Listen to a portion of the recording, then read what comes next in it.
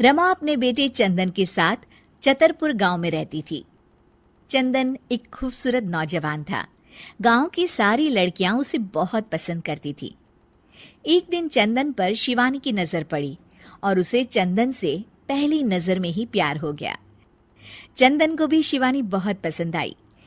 कुछ ही दिनों में उनकी शादी हो गई। शिवानी की एक सच्चाई ये भी थी कि वो एक इच्छाधारी नागिन थी। रमा को चंदन की ये बात पसंद नहीं आई कि उसने अपनी मर्जी से शादी की, इसलिए रमा शिवानी को पसंद नहीं करती थी। बहू, मैं सत्संग में जा रही हूँ, तो घर का सारा काम संभाल लेगी ना? जी सासू माँ, आप चिंता मत कीजिए, आप आराम से सत्संग में जाइए, मैं घर का सारा काम कर लूंगी। हाँ तो ठीक है, सारे काम निपटा लेना, बर्तन धो देना, कपड़े भी पड़े हैं वो भी सुखा देना, और घर में फिनाइल वाले पोछे से सफाई भी कर देना। और ये देख, ये बाजार से सामान की लिस्ट लिखी है, उसे भी ले आना। हाय, शिवानी मन ही मन बोलती है, इतना सारा काम, बाप रे, बहुओं को क्या ये सारे काम करने पड़ते हैं। रमा सत्संग के लिए चली जाती है। शिवानी झाड़ू लेकर आती है और फिर सोचने लगती है, अब जब बहू बनी हूं तो इंसानों की तरह ही मुझे सारी जिम्मेदारियां निभानी चाहिए। पहले मार्केट जाकर सामान ले आती हूँ, फिर घर का काम कर लूंगी। शिवानी इच्छाधारी नागिन होने के बावजूद भी अपनी शक्तियों का इस्तेमाल ना करते हुए घर का सारा काम खुद ही करने में लग जाती है। थोड़ी देर बाद उसे बहुत थकान महसूस होती है। उफ़ो, एक बहू को इतना सारा काम करना पड़ता है, इसका पता होता तो कभी शादी ही नहीं करती। बाप रे। घर के काम करते करते उसकी कब आंख लग जाती है उसे पता ही नहीं चलता। शाम को जब उसकी सास के आने का वक्त हो जाता है, दरवाजे की घंटी बजती है और शिवानी की नींद टूट जाती है। ओह, मम्मी जी तो आ भी गई और अभी तो आधा काम पड़ा हुआ है। मैं सासू माँ को क्या मुंह दिखाऊंगी?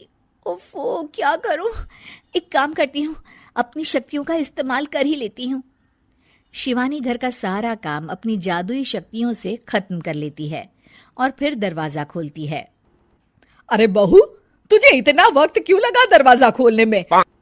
माफ कीजिएगा सासू माँ, मैं सो गई थी। ओह, तो तू सो रही थी, फिर जो काम मैंने तुझे दिए थे वो तो हुए नहीं होंगे। सब कहने की बातें होती है। रमा घर में आती है और देखती है कि सारे काम हो चुके हैं। वो एकदम चौंक जाती है। अरे, इसने तो सारे काम कर दिए, वो भी इतने अच्छे से। ये इंसान के भेष में कोई चुड़ैल तो नहीं है? अब क्या हुआ सासू माँ, आप क्या सोचने लग गई? अब कुछ नहीं। चलिए खाना खा लेते हैं। अगले दिन शिवानी रसोई में काम कर रही होती है, तभी वहां उसकी सास आ जाती है। बहू, आज ना मेरी कुछ सहेलियां आने वाली है, तुम कुछ अच्छा सा बना देना उनके लिए खाने में। जी मम्मी जी। रमा के जाने के बाद शिवानी अपनी जादुई शक्ति से सारा काम कर देती है। शाम को रमा की सारी सहेलियां आती हैं। अरे रमा, अपनी बहू से तो मिलवा। रमा शिवानी को बुलाती है। शिवानी बहुत ही सुंदर थी। रमा की सारी सहेलियां उसे देखकर चौंक जाती हैं। अरे रमा, तेरी बहू तो बहुत ही सुंदर है, अपने बेटे के लिए चुनकर बहू ढूंढी है तूने। ये लीजिए, आप ये कचौड़ी खाइए। रमा की सभी सहेलियां खाना खाती हैं और उन्हें खाना बहुत पसंद आता है।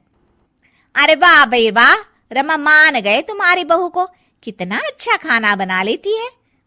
उस दिन पूनम की रात होती है और शिवानी घर के कामों में इतनी उलझी रहती है कि उसे याद ही नहीं रहता कि हर पूनम की रात को वो अपने असली रूप में आ जाएगी।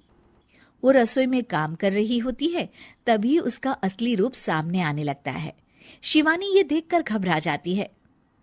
हे भगवान, मैं तो भूल ही गई थी कि आज पूनम की रात है। बाहर तो सासू माँ और उनकी सहेलियां आई हुई हैं। अब मैं क्या करूं? क्या शिवानी का राज सबके सामने खुल जाएगा? जानने के लिए देखिए इच्छाधारी बहू पार्ट 2।